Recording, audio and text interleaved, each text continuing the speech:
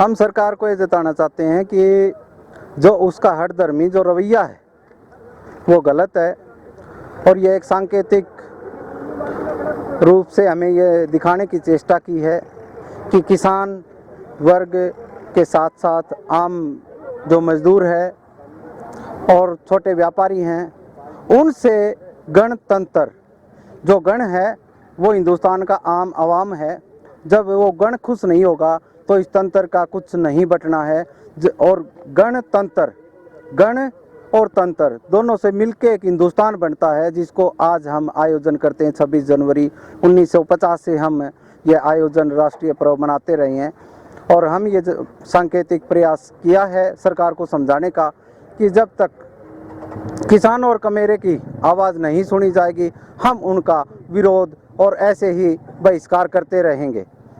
जैसा कि आपने देखा पिछले दिनों से यह लगातार किसान आंदोलन जब से चला हुआ है, जो भारतीय जनता पार्टी की सरकार के जो नुमाइंदे हैं उनकी रैलियां किस तरीके से कैंसिल हुई, चाहे कैमला गांव की बात हो चाहे यहाँ बहल की बात हो, हमने उनके प्रोग्राम जो भी प्रोग्राम उन्होंने किए हमने उनका बहिष्कार किया है। और जब तक किसानों की बात और कमेरे वर्ग की बात नहीं सुनी जाएगी, उनकी जो चिंताएं हैं आशंकाएं हैं और ये काले कानून हैं जब तक वापस नहीं लिए जाएंगे हम लोग ऐसे ही सरकार का बहिष्कार और विरोध करते रहेंगे। सर, जो आज ट्रैक्टर मार्च निकाला है उसका क्या उद्देश्य है? जो जनता को क्या इसका वो जाता है? ट्रैक्टर मार्च का उद्देश्य यही है कि आज किसान अपने जो यंत्र हैं ट्रैक्टर उनके माध्यम से सरकार को ये दिखाना चाहता है कि वो अपने बलबूते पे बहुत कुछ है। सरकार यदि हठधर्मिता करती है तो वो इस आंदोलन को लंबे दौर तक लेके जाएंगे और जब तक सरकार नहीं झुकेगी किसान भाई चैन से बैठने वाले नहीं हैं।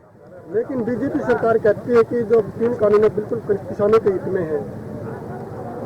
भारतीय जनता पार्टी की सरकार जो केंद्र में बैठी है उसका सिर्फ और सिर्फ मैं यही कहना चाहूँगा कि वो भारत की सरकार चुनी हुई नहीं है, वो सिर्फ और सिर्फ उद्योगपतियों की कठपुतली है और वो उनके कहे अनुसार काम करती है। अपना स्वयं का उसका विवेक नहीं है। यह बिल केंद्र की मोदी सरकार ने नहीं बनाए, यह उद्योगपतियों ने बनाए हैं। उन्होंने तो सिर्फ और सिर्फ अंधभक्ति में आंख मीच के इसके अंगूठा लगाया है। यह बिल सरकार द्वारा बनाए गए नहीं है।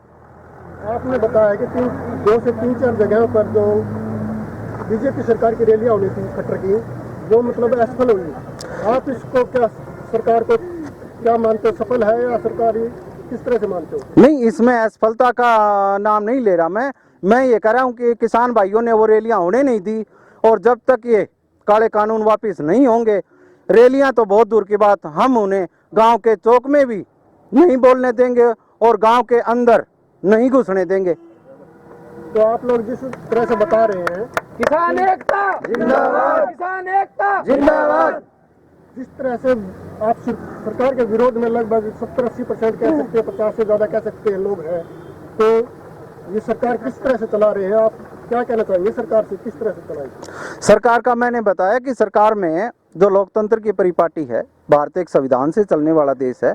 यहाँ जिस तरीके से जो लोकसभा में उनका बहुमत है तो सरकार चलेगी। यह लड़ाई सरकार गिराने की और बनाने की नहीं है, सरकार चलेगी। लेकिन हम उस चीज का विरोध करते हैं, उन्होंने जो काले कानून दिए हैं हम उनका विरोध करते हैं। सरकार गिराने का ऐसा कोई किसानों का मकसद नहीं है, यह कोई देशद्रोह का या कोई षड्यंत्र की बात नहीं है। किसान अपनी मांगों को लेकर आज इस तरीके से जागृत है, ना कि सरकार गिराने के लिए। वैसे तो ये गणतंत्र दिवस के ऊपर हम झंडे के साथ पूरे देश में किसान परेड थी है और सरकार को ये एक संदेश भी है कि अभी समय रहते सरकार मान ले जो काले कानून है तीनों उनको रद्द करे बगैर किसान घर वापस आने वाले नहीं है। आज सिर्फ ये ट्रैक्टर मार्च था और 1 फरवरी की घोषणा कर दी है संसद के अंदर जाने की और अभी दिल्ली में ट्रैक्टर मार्च चली हुई है, वो कितने दिन तक चलेगी अभी कहा नहीं जा सकता। जो भी संयुक्त मोर्चा आह्वान करेगा हम शिवानी में भी उसको बखूबी निभाएंगे, यही मैं कहना चाहता।